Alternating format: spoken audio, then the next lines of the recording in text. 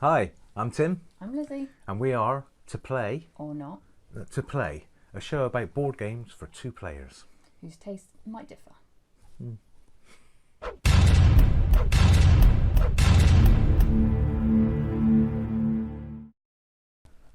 Hiya! Hello. Today we are taking a look at the Crown of Emara. Emara or Emara? I'd say Emara. Emara. This game, Tim has been asking me to play it for a while. I've always got an excuse. Always. Oh yeah, I'm busy, or maybe another time. But we have had a couple of requests for it on the comments. Yeah, so So thanks. he's got his way. Thanks And to we've played it. Kim Hines, and I've got this written down. Excuse the pronunciation of this. So skilled or skilled skeffing. Thanks, guys. So Thank you, guys. He said, I assume it's a he, said thoroughly recommend playing The Crown of Emara, and Kim Hines requested us to review it. So Hey, Chisholm. No. so Thank you. thanks, Kim. But yeah. So I mean, So you I've been itching to play it, and obviously on Skyhold's recommendation and on the request, it's a definite we have to do it. Yeah. Crown of Emara, as I call it, it's a 1 to 4 player game by Pegasus Spiel. It's designed by Benjamin Schwer. Don't know much about this guy as a designer, but very, in my opinion, now some people have said not, but in my opinion, very pretty looking box. And when you get out on the table, wow, what a table pleaser. So let's give you a quick overview. I will just say we played this once on the request. And as it goes, we'd not played together any worker placement games.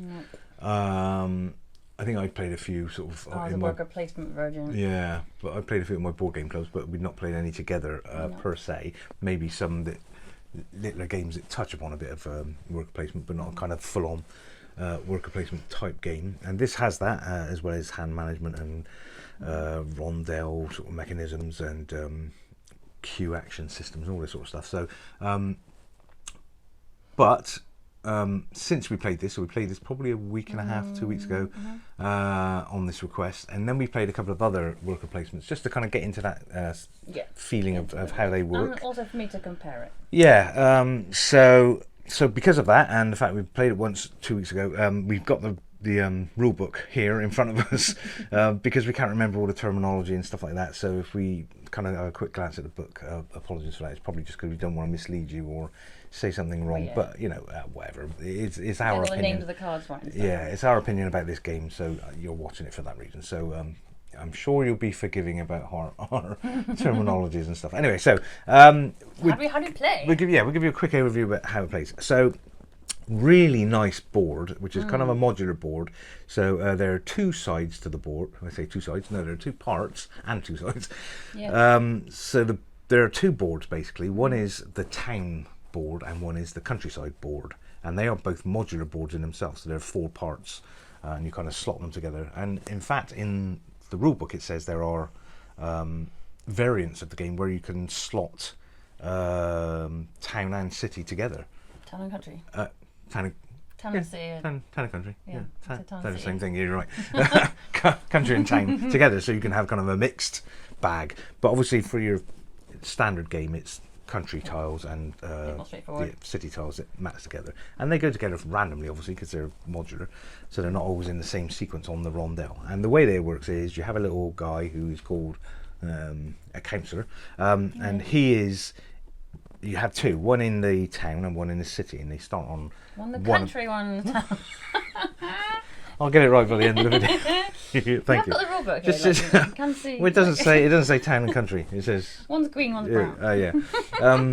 Anyway, so you've got people in one of the 4 quadrants, and then you just basically move them around and around depending on how you want to move. And the way that you move is the way that the game plays generally is you've got 9 action cards, and you shuffle those up. And then you take 3, and those are your 3 action cards for that turn. And you play one, and then the other person plays theirs, and I then like you play that as one. well. So you go through. Cards. Yeah, you go through 3 cards, and then you take the next 3, and you go through those 3, and you take the next, and so on. And so that's 9 goes, if you like. Yeah, and then you shuffle them back up again, and you do the same again. So you do basically it's 6 turns of 3 turns each. And that's the game done. So it sounds quite. Oh, I that's like going to be cards for goes. That's good. Oh yeah, it's nice. Yeah, I definitely. do like that. So it sounds like it's over quickly, but it actually not. I mean, it says 45. 45. Yeah, and it is. I mean, as a 2-player game, it took us about 45 an hour or something like that. But anyway, so you've got your little board, and on your little board, you've got a slot for your 3 action cards, and slot 1, slot 2, slot 3. And if you put a card in slot 3, then you move one of your councillors 3 spaces, exactly 3, no more, no less. And if you put it in number 2, 2 spaces, and so on. And also, your card has an action or a item on it. Yeah. So the way that the game plays is, whatever action card you take, and wherever you place it, you do the action on the card, the action for whichever number of movements, and then the action that you move to on the board, and then there are kind of a bonus action. So again, I've got this there's a tiny little card here, which I'll put up on the screen now. It's your sequence of goes. So it's play an action card, perform the action of the movement or the card, and then the bonus actions, which are where you can buy that card does different help, things. It's Really helpful. So let's say, for instance, you take one action card and it's got silk on it. You put the action card silk in the number 3 slot. You would move one of your councillors 3, 1, 2, 3, and then you would perform the action where that councillor lands. And if it's in the city, it's actually building stuff or claiming things. So it's kind of a doing section. And if you're in the countryside, it's a claiming goods. Getting a resource. So basically, in the countryside you get your resources. In the town you spend those resources and build things. But also you get the one that's on your card. So let's say, for instance, you move 3 onto a silk section. You pick a silk good, but you also can then take a silk good as your card action. So you've got 2 silk goods, and then you perform bonus actions if you so desire, i.e. buying what they call these people, advisors. Thank you. You can buy advisors for goods. One might cost 2 wood and a stone or something. You buy him, and then he's going to give you special powers throughout the game. Some of them have instantaneous points bonuses and things like that. I like those advisor cards because they're all different. Really neat. So that's kind of the way generally that the game plays. The scoring and you just take it in turns. So the scoring's a bit strange, but it works really well. So you've got a score track. And on the score track, you have 2 things. One is a person and one is a building. And the idea, thematically with the game, is that you're pleasing your people and you're pleasing your housing your people. Citizens, I think. So you're pleasing your citizens and you're housing your citizens, and those 2 things are scored on the victory point track, and you've got to kind of keep those as much in tandem as you can, because your final score is the lowest of those 2 along the track. And weirdly, the house starts at, say, 35. It's a set place depending on what game you're playing or how many players. So if it starts on 35 and your citizen starts on 0, in the first half of the game, easily you move your citizen loads and your house barely moves, because you don't construct any buildings until kind of you're a bit more powerful, you've got more resources. So in the second part of the game, your house will start to move, and you kind of want to try and keep them together, because obviously whichever one's furthest back when you finish the game after your 9 goes, 1, 2, 3, 4, is it 6 goes, the furthest one back is your score. So your citizen might be on 65, but if your house is on 45, it's quite a task to keep an eye on each scoring. Because and that's the whole point, is really when you're playing your later stages, say the 4th, 5th, 6th go, you're looking at your score track and thinking, well, I need to get more housing points now to get my house further forward, because my man's way up front and I'm not. I struggled. I had things I could have done to get more citizen points, but I didn't need them. I needed my housing points. I was way behind. So you have to kind of think about what, where you're moving your man on the boards to achieve those things. And there are different sections on this, for instance. So on the country section, there are different resources. So you've got wood, silk, stone, or wheat. So you go around and collect those. And then there is also bread on there. If you trade in wheat, you can get bread, and bread feeds your citizens. So that's another thing to consider, and that gets you victory points. And then on the town section, this is where I need to refer to the rule book. There's a castle, a market, a cathedral, and a something or other. Cathedral. Construction site. Thank you. So on the castle, you can trade goods in for gold rings. And the rings enable you to up your nobility Your level. sovereign, yeah. Yeah, and that's another little section. There's another little board with cards on. Really nice little. This nice little thing. So you start off as, I'm not sure what you start off as. Just prince, normal Your person first anyway. thing's a prince, is it? And then you can go to a baron and a baron. I can't remember what they are, but again, you can go up to Definitely a prince and a baron in there, duke, isn't whatever. there? Like So yeah, that, you just raise up your level of nobility. by buying those things, normally with either gold and or rings. So you get those rings. And they just mean points at the end of the day, don't they? Yeah, when you gain an ability, so let's say you gain Duke, you slide it under your little man, and he's got a little crown on. It's really cool. Slots that on. And and you get victory points for that for your person. I think it's person points that you get for that. So up you go. And then if you raise your nobility again to the next level, baroness or whatever, then you slide a second little crown underneath him, and you get more points. And those cards that gain you those points, they go down as well. So they start on say 10, and then the next one is 8, and the next one is 6. Yeah. So I guess in a more player than 2-player game, that's really important because the difference slides down. 2-player game is just a difference of 2 points, really, I guess. But it's still worth getting. And in fact, I think when we played this game, I think I upped twice over a year, and I got a few extra points. Yeah. And the idea with that, again, thematically, is that you're improving your nobility because you want to get the crown of Emara from the king who's retiring. It's weird that kings retire, but anyway, that's what's happening. And he wants to pass his crown on to somebody worthy, hence you getting your sort of your name up in the nobility charts, if you like. So that's one little section. So then what you get on the castle is your rings. In the cathedral, you get little... you put in goods. You put in goods and buy books, which are like Bibles. No, you put in goods and you get a book. Yeah, you get books. Yeah. You put in goods and you get books and or these little favour tokens, which are little bonus cards. Basically, you get 3 of those. You choose one and keep it, and throw the rest away. And then you can use them whenever you land on those sections to gain extra points. And then in the marketplace, you can place goods and get gold. So again, they use that for buying certain things, certain people, and your nobility thing. And then in the construction site, you donate stone and wood, and you get construction points, so i.e. housing points. And that's pretty much, I think, most of the place where you get your housing points is that little section. And in both the castle and the construction site, there are little kind of turret tops on the buildings that spin around. I mean, they're only loose, they're not going to fix the board. Like, but yeah, they spin around and reduce, they either reduce the output or they increase the price of what you're doing. So if they start on, say, 1, you have to buy 1, you trade in 1 good to get a book, say, and then you turn it around to 2. So the next person that goes has to pay 2 for their book. For the same thing, And then the same in the construction site. It starts on 5, I think, and if you trade in a wood, you get 5 housing points, but then you turn it down to 4, so the next person that trades in wood gets 4, and you trade it down to 3, and so on. So those are quite good. Again, if you want to try and get in early to get the higher points. Really neat little mechanisms. So again, just little turrets that turn around. When they reach their maximum, you just take those off, and there's a printed on the board amount that covers it. In very basic terms, you're getting your goods and selling them, aren't you? Pretty much, yeah. That's pretty much it. And that is the game in a nutshell. You move your either or, and take the action where that person finishes.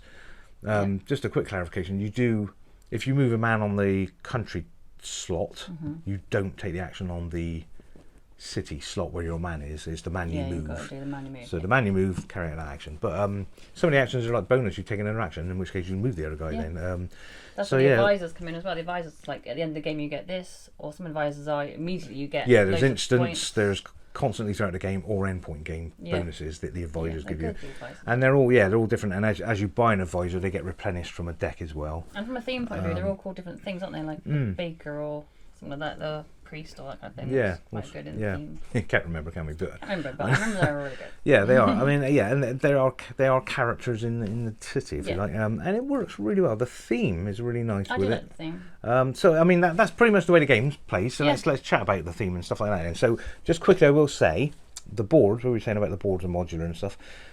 It does suggest the first game you play, you flip the boards over, and there's this kind of greyed out version of the town and the country. I've got it now. I've got it. Yeah. There's a greyed out sort of version, so it's just damped down colours because you can see the iconography easier. It said, we played it that way. But having said that, it wasn't difficult to see them anyway, really. Yeah, we turned over and looked at it and thought, turned over, played that. Yeah, the colours on the sort of bright colour side is just really lovely. So it's a nice looking very board. colourful. Yeah, very colourful. and the forced perspective of the particularly in the town where you kind of look down into you look the down city. the front of the cathedral. Yeah, it's all sort of 3D render, sort of the like forced perspective. It looks really nice. The game superbly well drawn, and the artistry in it is lovely. The boards are all lovely, really nice quality cardstock, and the little player boards and the scoreboard and all the meeples. Yeah. All the actual goods tokens are really nice. Like putting the crown on the little guys. Yeah, the whole thing of it, really nice. I really like that. So so that's that. Okay, well, so from my point of view, I was a bit. It just looks like it's in depth and a headache to me. It does look it, and in fairness, it is quite in depth, but not difficulty. Once you start playing it, the rules really sunk in really well. I didn't struggle with it at all, and I thought I'd struggle with what do you say, AP analysis paralysis. Where you go, I'm not sure what I'm doing. I had that a bit in Castle Burgundy, didn't I? You did, yeah. But I didn't get it in this. No, I mean there's a lot to choose from, but it's almost like obvious where you're going, isn't it? It's a lot to choose from, but you think, well, I do need to get that to achieve this, so I'm going to go over there. Yeah. So it is a little bit more kind of. If there is any AP, it's like enjoyable AP. Like you're curious. It's like, what do I do? Yeah, I agree. Yeah. Yeah. And I was more impressed than I thought I'd be. Having played, like you say, we played a few worker placements since this game. Yeah, just to get into that kind of. Because I'm not really aware of worker placements. Yeah. And we played a few different themes as well, haven't we? This probably is up there. Yeah, you like this a lot. Again, which is weird because worker placement so far. This kind of gives the impression it's a little bit kind of a little bit Dungeons and Dragons-y, but it's not. It's more like Game of Thrones-y, I suppose. Yeah. Because it's got a sort of fantasy theme-ish. Not really, no. It's just kind of oldie worldy, medievally in a way, isn't it? Yeah. Even though it's not kind of set in that. I like the two boards. Having to think, okay, which one should I do now? Do I need to get some more resource around there, or do I need to go down to the cathedral? You said that reminded you of another game. Was it Carpe Diem? Yeah. Because you have to go into. You have two sections that you're sort of concentrating on. Yeah. It kind of is, isn't it? It's, I mean, a bit of a choice. Yeah. Yeah, I mean, it's almost like phases in Carpe Diem, is it? No, they kind of they happen at the same time. They're not separate boards per se. No, but you're right. There is two separate things to concentrate on. Yeah. And this is like that. I like the scoring. That's quite neat. To keep two going. Yeah, that was quite good. Love the illustrations.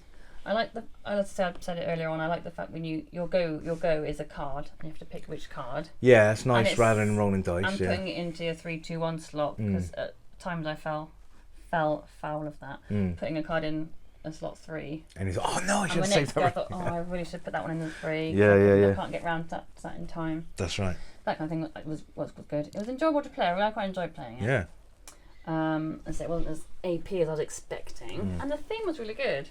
I wasn't expecting the theme to be your thing that good, but it was enjoyable. Like, oh, I got my next crown up, filling some bread. Oh, I got a little baker to help me sell the bread. I was getting into the theme. Yeah. And I like all the advisor cards. Yeah, they were good. So it's very good from my point of view, from my non-gamery. Yeah. Well, and having not played a worker placement until we played this. Yeah. I agree with all those things you've said. I mean, I've played a few worker placements, not loads, but and this is kind of up there for me. Pleasant, very pleasant surprise. Yeah, for me. I mean the feeling of it probably starts from the colours and the popping of the board thing. That kind of goes through the theme. I like that theme. Yeah, I mean the whole thing, it kind of lifts, out of the board. Into your kind of spirit, and you're playing. It's a nice uppy game. And I was very surprised. I'm not a massive fan of trading. No, you're not. Trading the goods, am I? I'm like, oh, let's sell, get some. Sure. Get some buy this to get that. I enjoyed it. Yeah, exactly. And that's what I've been kind of trying to tell you to get over that. Yeah, that thought. But it is quite enjoyable, isn't it? Yeah. I mean, it's It's not in depth, like. Big in-depth game, deep game. Yeah, no. So but it can be, of course. Again, same thing. If you take it to might a be more in next depth level. if it's more than 2 players, maybe. Maybe so, yeah. When people are blocking off your choices a bit. There's none of that, by the way. There's no. If I've gone in that space, you can come into that space as well. It's not like you're the only person allowed in a space. So it's just being the first to do things. Dare on I say some it's a bit games. like cutesy? Yeah, It's a cutesy version. Maybe that's why it's not so it's not very scary. it's not very hard and take that yeah, is it? No. It's not so scary to look at. Yeah. D&D wise, because it's quite cute looking, pretty looking. Yeah. No, well, Yeah. that helps me. Not the P word. It is very pretty. Pretty grounds. But anyway, so yeah, I thoroughly agree with you. Yeah, I really like this game.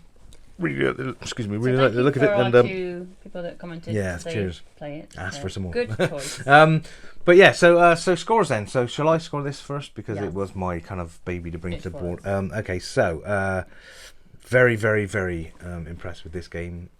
Very much up my Straza, yes, definitely. yeah, up my plaza. I was going to say, but it's Straza. I was just trying to mix it up. That's save that for like Roma, up your plaza. Up my piazza. No, it's piazza. Up my piazza. Piazza. 9. Scores. 9. 9. I mean, really, yes. I really, really like this game a lot. It's a nice game to play, and it makes me feel good playing it. So that's the whole point of a game, isn't it? Is that you enjoy it, and it makes you feel good, and you want to play again. I'm not too far behind. You're on 8. Nice. That's wow, high, isn't it, that's for me? really high for you, and that's For a little for both of work us. replacement. That's 17 out of 20. Wow, is that one Well of our done, highest games? Benjamin Schwer. Schwer. This will appear in our Germany. new top. Too soon. 2-0 last night. Very good. Yeah, I mean, this Was is it going to be 17 out of 20? up our top 10, top 3 games now, isn't it? Since we did our last top 10, we played a lot of games because we did our last top 10 sort of halfway through lockdown, so we played a lot of Yeah, games we are carrying due on. to do another top 10. I Yeah, think, we almost did it a bit too early, that top 10, didn't we? Because we didn't realise how many more games we were Well, going that to was be our playing in initial lockdown. top 10, isn't Yeah, it? yeah. Since we did the channel, yeah. Yeah, like newly top 10. Yeah, yeah. Now we're a bit more... Yeah, now we've played played more so many games. more games. Yeah, exactly. So this will definitely go into our top 3. I think definitely. Watch out. What's his Top face? 3? Well, I'm thinking. I don't know. 17 out of 20. Not many games have beat that in our reviews so See where far. it is in mine. Yeah. Oh, I think I know. Okay, so there we go. Let's wrap it up there. Thank you to Kim, Hines, and Skyle Skeffing. Thank you very Scaffing. much. Very nice. Yeah, I've written it down phonetically. I hope it's close. Mr. Anyway. Skeffing. Mr. and Mrs. Skeffing. Yeah, it could be a Mrs. Yeah, exactly. It could be a Thank you very much, guys. non-identifying. We hope Anyway. you enjoy the video. Yeah, thanks a lot, guys. So Crown of Emara, big thumbs up from us. For Yeah. both our different mindsets. And we will try and get around to doing the reviews of the other games we played just recently, the other work placements. Because again, we just run out of time recently. The last couple of days, couple of weeks, we've been very, very busy because we managed to reopen our business, our escape room business. Yes. So we've been busy with that. Actually So working again. yeah, Not wow, being lockdown over at this We're now point. escaping again. Yeah. So anyway, we will do those as soon as we can. So apologies if we're a little bit slow getting some videos up. And also we just want to say a big thank you to Board Online, Board Online, BORED, Board Online, Board Offline, BOARD, Offline. So it's Board Online, Board Offline.